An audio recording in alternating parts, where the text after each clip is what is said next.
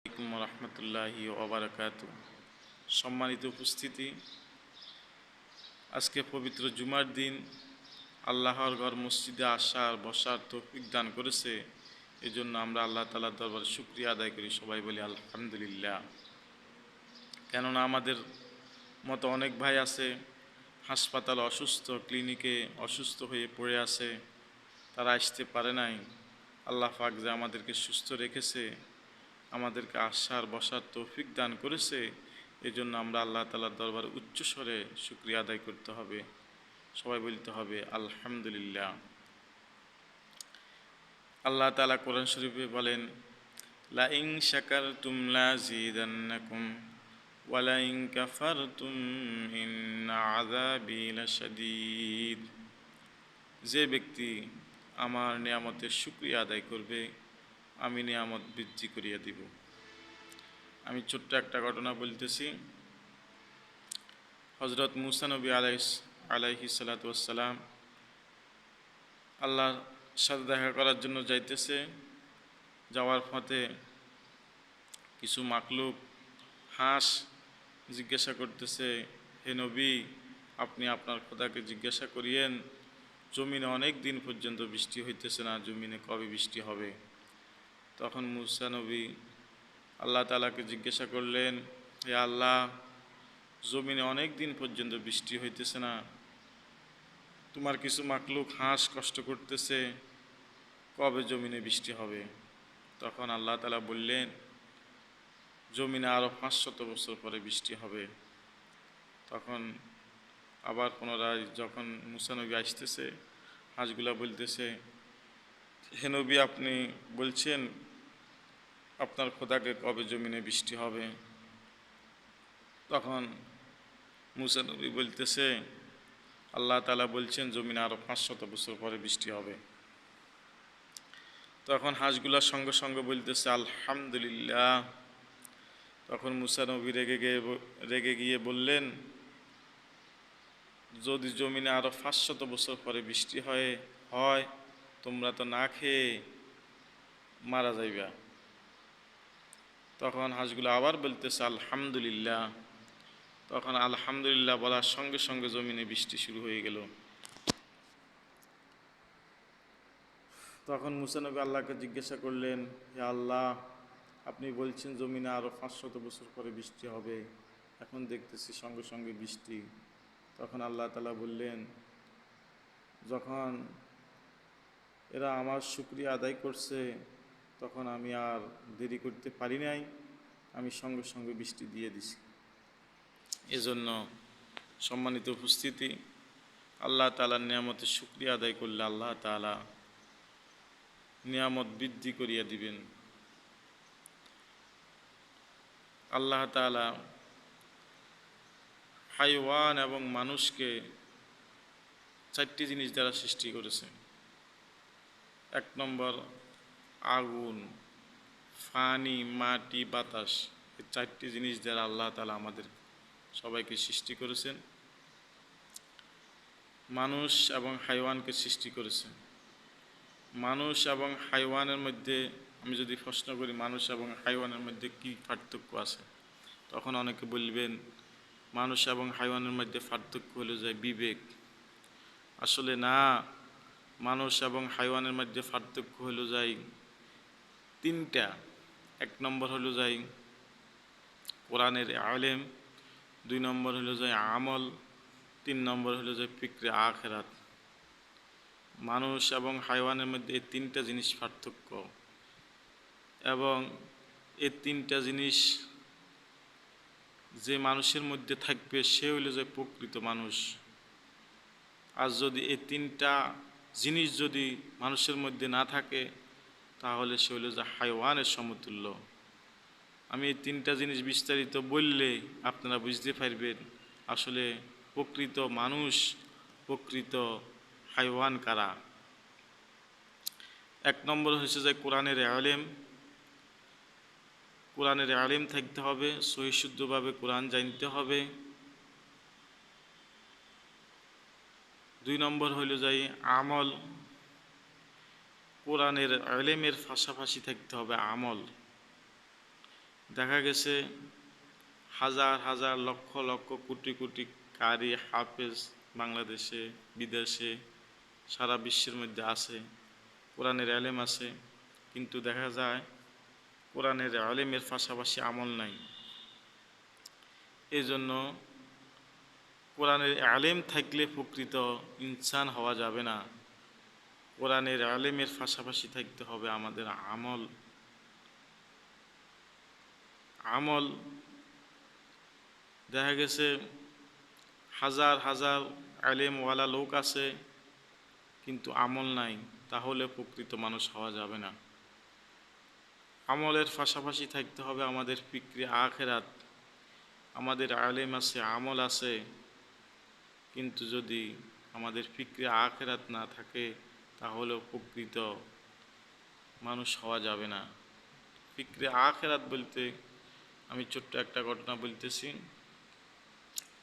ফিকরে আখিরাত ছোট্ট একটা ঘটনা। হযরত আদম আলাইহিস সালাতু ওয়াস সালাম উনি খুব ক্ষুধার্ত অবস্থায় দেখতেছে একটা ফল পানির মধ্যে ভাসতেছে, তখন উনি ক্ষুধার্ত অবস্থায় থাকার কারণে ওই ফলটা খেয়ে ফেলেছে। খাওয়ার পরে উনি চিন্তা করতেছে, হায় আমি এই ফলটা যে খেয়ে ফেললাম, এই ফলের মালিক কে? তখন তিনি ওই ফলের মালিককে খোঁজ করতেছে। পানির স্রোত যে দিকে থেকে আসতেছে, ওই স্রোত অনুযায়ী উনি যাইতেছে এই ফলের মালিককে খোঁজ করার জন্য। তো যাইতে যাইতে দেখতেছে একটা বাগান, বিশাল বড় একটা বাগান। তো এক লোককে জিজ্ঞাসা করতেছে, ভাই এই বাগানের মালিক কে? তখন ওই লোকটা বলল, মালিকের বাড়ি ওইখানে। তখন হযরত আদম আলাইহিস সালাতু ওয়াস সালাম ওই বাগানের মালিকের কাছে গেলেন। মালিকের কাছে গিয়ে জিজ্ঞেস করলেন, ভাই আমি আপনার একটা ফল, খুবই আমি ক্ষুধার্ত, এই জন্য আমি ফলটা খেয়ে ফেলেছি, আমাকে মাফ করে দিন। তখন ফলের বাগানের মালিক মনে মনে চিন্তা করতেছে, হায় রে, সাধারণ একটা ফল সে খেয়ে ফেলেছে, আবার আমার কাছে আসছে মাপ চাওয়ার জন্য, এ তো সাধারণ লোক না। তখন ওই মালিক বলতেছে, আমি তোমাকে একটা শর্ত আছে, এই শর্ত মানলে আমি তোমাকে মাফ করে দিব। তখন হযরত আদম বলতেছে, আপনার কি শর্ত? বলতেছে, আমার এই বাগানে তুমি 10 বছর চাকরি করতে হবে, তাহলে আমি তোমাকে মাফ করে দিব। তখন হযরত আদম কবরের কঠিন আযাবের কথা চিন্তা করে তিনি রাজি হয়ে গেলেন। তখন তিনি ওই বাগানে চাকরি করতেছে। চাকরি করতে করতে করতে করতে 10 বছর শেষ হয়ে গেছে। তখন 10 বছর শেষ হওয়ার পরে হযরত আদম মালিকের কাছে গেলেন। মালিকের কাছে গিয়ে বললেন, হে মালিক, আমার তো 10 বছর শেষ হয়ে গেছে, এবার আমাকে বিদায় করে দেন। তখন ওই মালিক বলতেছে, আমার আর একটা শর্ত আছে, তারপর তোমাকে আমি মাফ করে দিব। তখন হযরত আদম বলতেছে, কি শর্ত? তখন বলতেছে, আমার একটা মেয়ে আছে, সে কানে শুনে না, কথা বলতে পারে না, চোখে দেখে না, আমার ওই মেয়েকে বিবাহ করলে আমি তোমাকে মাফ করে দিব। তখন হযরত আদম ওই আবার কবরের কথা চিন্তা করে, কবরের কঠিন আযাবের কথা চিন্তা করে আবার রাজি হয়ে গেলেন, ঠিক আছে আমি বিবাহ করব। তখন ওই মালিক বিবাহের আয়োজন করলো, বিবাহ করলো। তখন হযরত আদম আলাইহিস সালাম বাসর ঘরে গেলেন। যাওয়ার পরে দেখতেছে ওই মেয়ে চোখে দেখে, কানে শুনে, কথা বলতে পারে, খুব রমণী, খুব রূপসী। আর মালিক বলছে কালো, কথা শুনে না, কথা বলতে পারে না, চোখে দেখে না। তখন হযরত আদম আলাইহিস সালাম মালিককে জিজ্ঞাসা করলেন, হে মালিক, আপনি বলছেন আপনার মেয়ে চোখে দেখে না, কানে শুনে না, কালো, কথা বলতে পারে না, এখন আমি তো দেখতেছি সব কিছু ঠিক আছে। তখন ওই মালিক বলতেছে, আমার মেয়ে আজ পর্যন্ত কোনো পরপুরুষের সাথে কথা বলে নাই, দেখা দেয় নাই, পর্দার খেলাফি করে নাই, এজন্য আমি বলছি আমার মেয়ে চোখে দেখে না, কানে শুনে না। এজন্য সম্মানিত উপস্থিতি, প্রকৃত ইনসান হইতে হইলে এক নম্বর আমাদের মধ্যে থাকতে হবে কোরআনের ইলম, দুই নম্বর থাকতে হবে আমল, তিন নম্বর থাকতে হবে ফিকরে আখিরাত। এই তিনটা জিনিস যার মধ্যে থাকবে সেই হবে প্রকৃত ইনসান, প্রকৃত মুসলমান। আর না হয় আমরা মানুষ কিন্তু আমরা হায়ওয়ানের সমতুল্য। আল্লাহ তাআলা কোরআন শরীফে বলেন, ইয়া আইয়ুহাল্লাযীনা আমানু ইযা নুদিয়া লিস-সালাতি মিন ইয়াউমিল জুমআহ ফাসআউ ইলা যিকরিল্লাহি ওয়া যারুল বাই'।